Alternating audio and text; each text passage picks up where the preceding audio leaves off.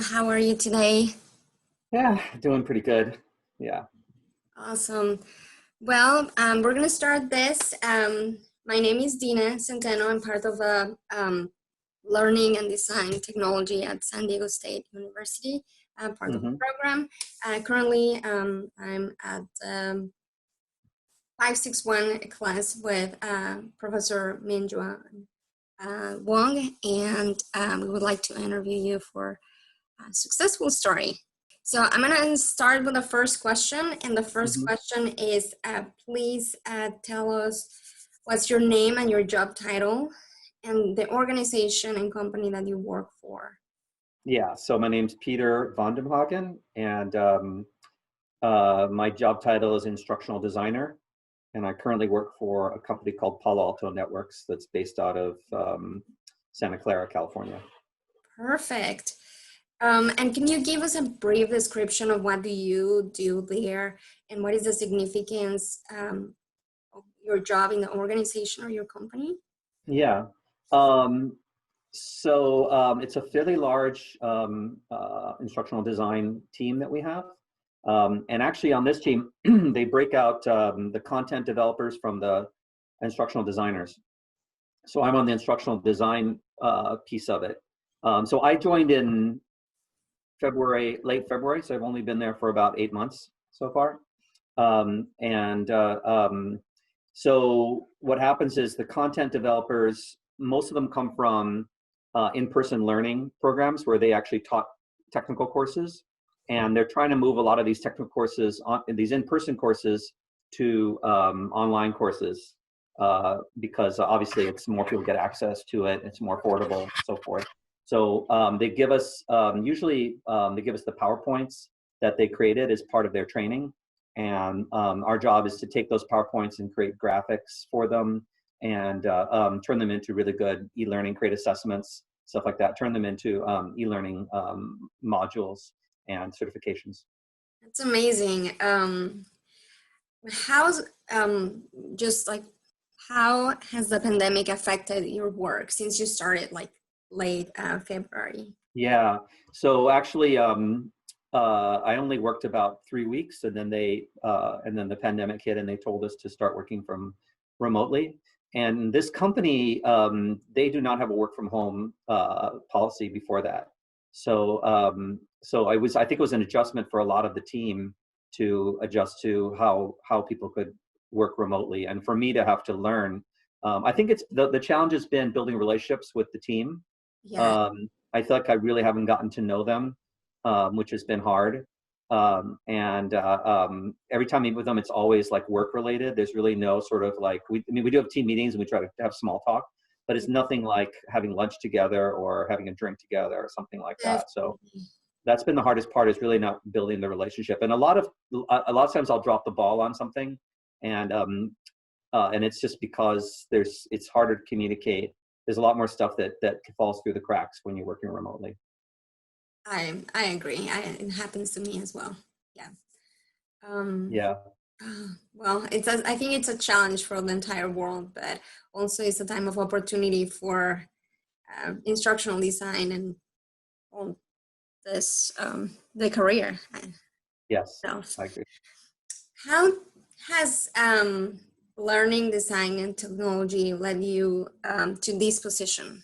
Like how has this The career program? in your life? Yes.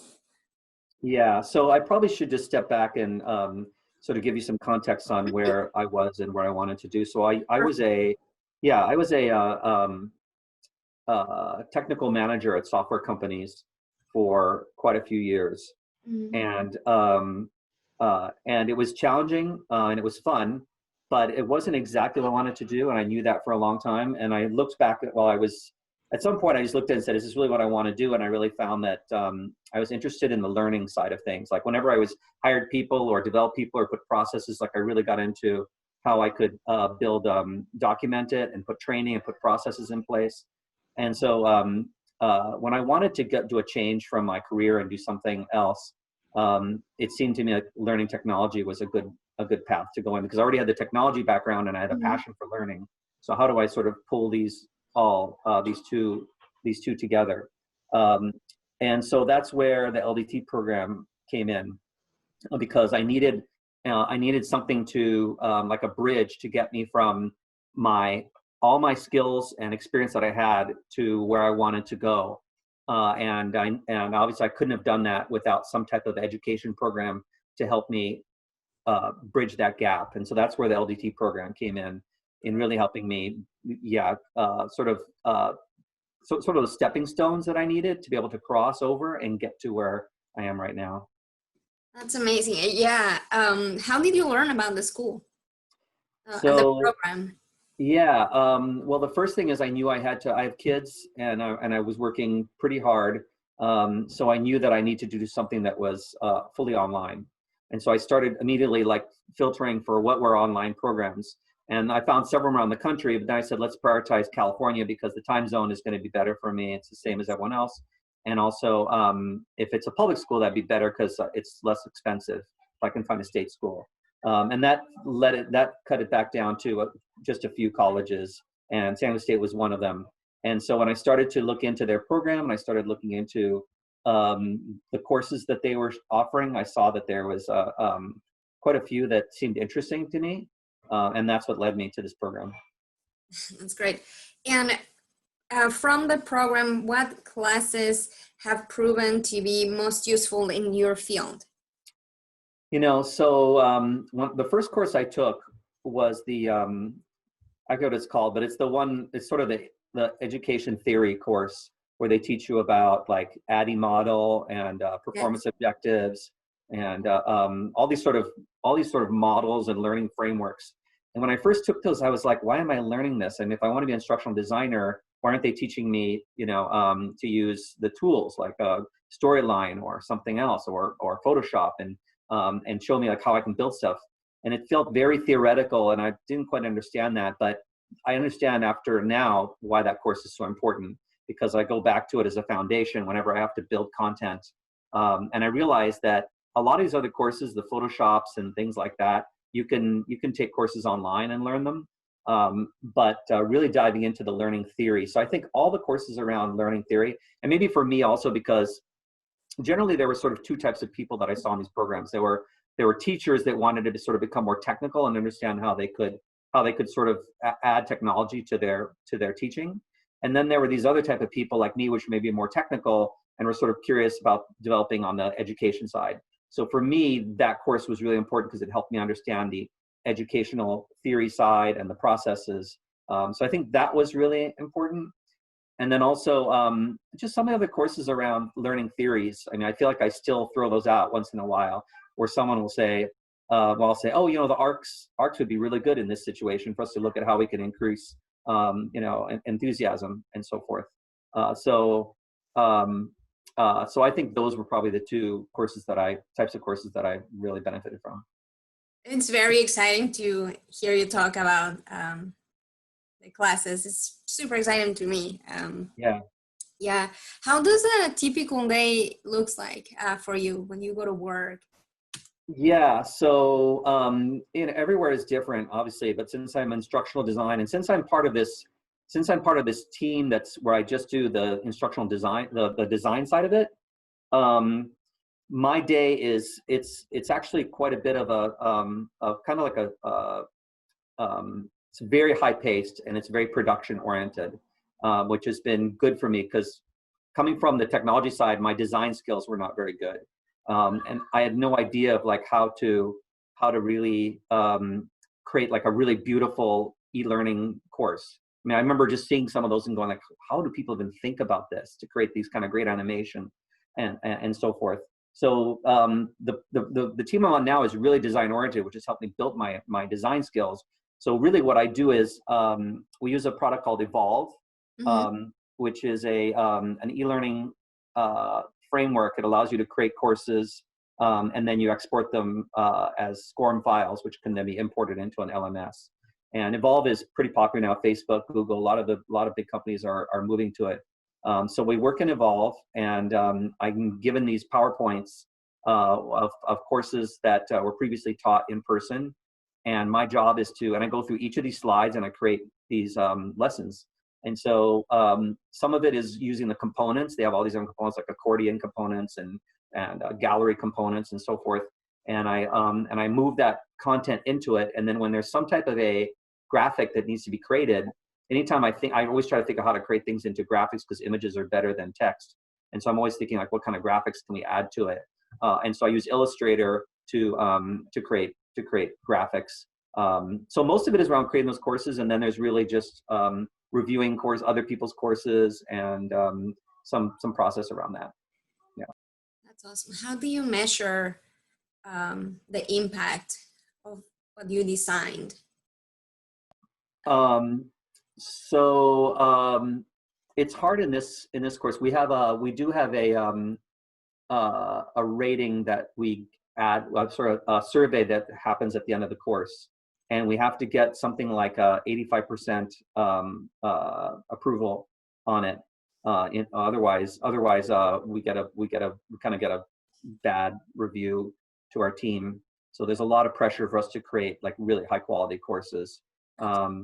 So there's not a lot of other feedback on this team other than just creating the courses and then seeing the feedback that comes back, the survey at the end of the course, and making sure that I got overall good scores for it. Wow. Yeah, it seems like nowadays you're going to be creating a lot of material every day because that's the future. Exactly. Where do you see instructional design going in the future? Like now that you're... Yeah, I mean, I'm not really into to that extent. I really just came into this to try to get a career change, and so I'm more practical. Mm-hmm. But I will say that, like, since I come from a technology background, when I took the course, I was really excited about like AR and VR and AI and all these sort of hot terms and technology terms and how those are being applied. And I don't see really very much of that being used in the real world right now. It's really very production oriented, and it's really about just getting content out and getting it out quickly. I think if you just talk about instructional design, Mm-hmm. there's a cost to it. There's people costs and technology costs, and companies are very, very aware of, they want to get out high quality content with low costs. And so I don't see it as an area where there's a lot of pushing the sort of cutting edge on it. And I don't know if anything's going to change like that in the future. I do think this tool Evolve is kind of a cool tool that people are using now. So so maybe some technologies like that maybe are going to keep coming out, but I think it's all about trying to make people more productive and trying to make the courses as sort of snazzy as possible. Wow. Yeah, my work, we're transitioning to e-learnings, and I see that like, okay, well, there's all these great programs when this is our budget, so we gotta make it efficient. So yeah, awesome. And if you could give a specific advice to potential students, what would that be? Sorry. So are you being specifically for instructional design or Yeah, for the course? for the program, for San Diego State program, if you can just advise something to potential students or even current students like me. Yeah. So I would say the first thing is try to identify like what you want to get out of it, where you want to go in your career as soon as possible. I mean, I was pretty sure going into it I wanted to be an instructional designer, but I was also a little bit open that there could be something else, like maybe working in schools with kids and computers. I was a little bit interested in that, and I wanted to see if there was anything that might come out of that. But I think the sooner you lock into what you want, the better, because then you can cater the program to supporting that. And so you can, when you do projects, you can pick projects that build out those areas for you. And you can and when you take courses, obviously you can pick the courses that will support that. So in my case, as an instructional designer, I think that building out your portfolio is really important, and you can use the program to build out your portfolio. So making sure that you pick courses that produce something that you can put into a portfolio. Like, for example, one course I did, it really didn't give me, my final course, which was a 2-semester one, it ended up being a lot of putting together like design documents and trying to figure things out, and we really didn't create any real content that I could have used from it. So that was kind of that was a disadvantage, because I really wanted to come out of that program. This is my final sort of capstone project to really have something. But what I did do then is when I realized that I wasn't going to get out of that, I signed up for an internship with Minjuan, and I asked her if we could find like a software company or some kind of company near my home that was doing instructional design. And she actually connected me with a guy who was great, worked at a software company not far from my house. And I was able to create an e-learning module with him, and I was able to put that into my portfolio. And it was a very professional looking e-learning module. And that is what led me, that module, I could show it off to people. And every time, when you apply for these jobs, a lot of times they'll actually say, you know, what's your portfolio website? And I could put a site that had those on it. It had my PowerPoints, it had my Illustrator, it had a lot of my projects, my gamification. But the big thing was really this one course that showed that I could create online content using, I think it was a Captivate that I used for it. That allowed me to then send that to a job for a position I was applying for at Apple, which was a contractor position. And that got me into Apple, which really helped to then get me into my job now, because then I had a name brand to build on top of. So to step back on all that, I would say find what you want to do as soon as possible. Cater your courses, build your portfolio out as much as possible, and create your portfolio site early and start adding. You don't want to be like in the last 2 months of your program and be like, okay, gosh, what did I create on that class and how can I get it in here? I mean, create a Google Sites website and start putting stuff in there as soon as you can. And then when you're about to graduate, now you can just clean that stuff up and polish it, and you're ready to go. You know, so that'd be my recommendation. Great advice. I'm like taking my mental note.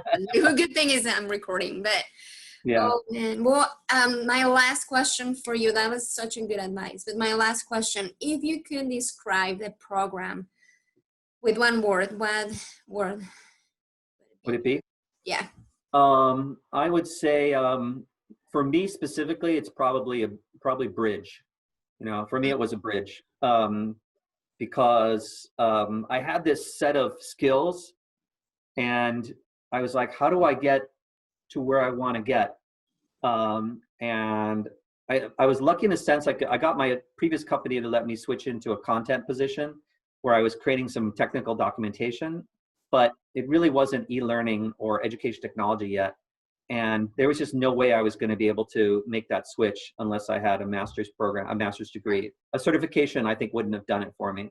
So, so I think that the LDT program was really a bridge. I like the fact that I actually took 2.5 years to complete it, and that gave me extra time to really build my skills and take quite a few courses and create this portfolio.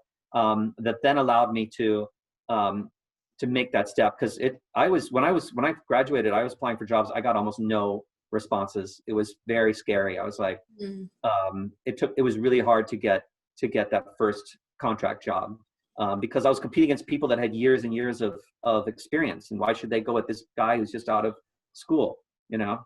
Yeah. And in addition, I'm doing a career change older in life, and so you know, you're also competing against potentially age discrimination, you know? Yeah. So it was really it was really concerning when I would send out hundreds of job applications and I was getting very little back. But I just got that one thing back, and from Apple, and that contract job, and that all of a sudden having Apple on my resume and getting that Amazing. experience. Yeah.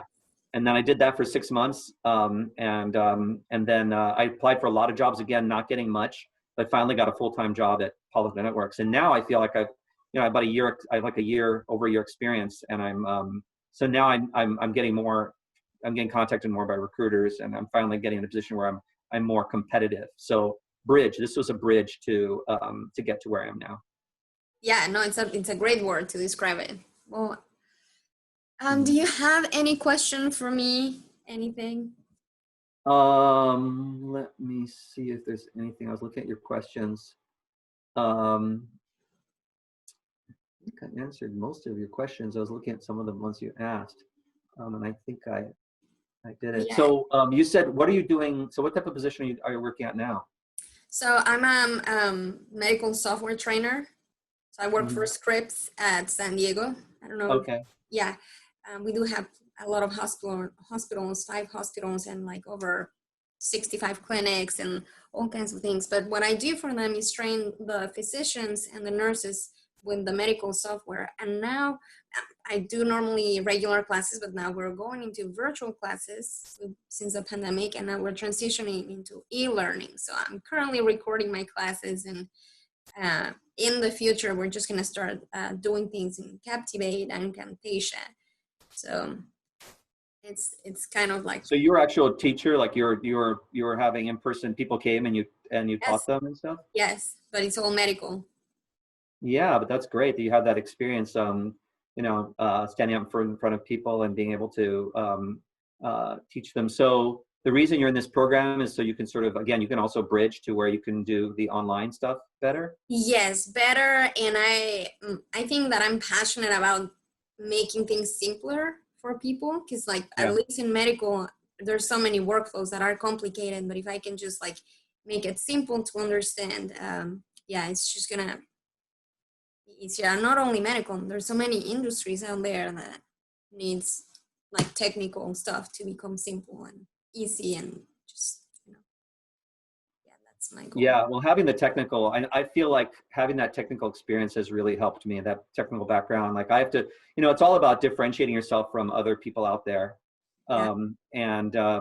So when people look at a resume, why does it pop out at them? So they say, wow, I'm interested in this person. And I think that the thing for me was technical. So I was able to kind of really push that. So I think in your case, the fact that you have this also technical experience, particularly in the medical field where there's so much knowledge and so much information, means that yeah, this is I think building out this other side of it, that the instructional design side will really open up a lot of doors for you, to expand your career. Thank you. Let's hope so. And I love the career, just like I love design, and yeah. And Minjuan is such an amazing.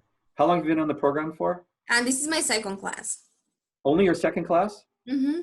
Oh wow. Okay. Yeah. Yeah. So Minjuan is just amazing. She's definitely a great professor and knows her stuff, and is just. I think she's such a testament to that program Yeah. there. So that's great. You have the opportunity to take a course with her. Oh, thank you. Well, I'm gonna stop our recording, but it was a pleasure to just Mhm. have you here, and I hope your vacation goes amazing. Thank you so Yes. much. Yes. And if Stay. you have any other questions, just let me know. I'd be happy to answer them. Through Thank email. you. I appreciate that so much. Thank you. Okay. All Well, on right. Yeah. behalf of our team, thank you, and have a good day. Say hi And to Minjuan for me. we will. Okay. Okay. Bye. Goodbye.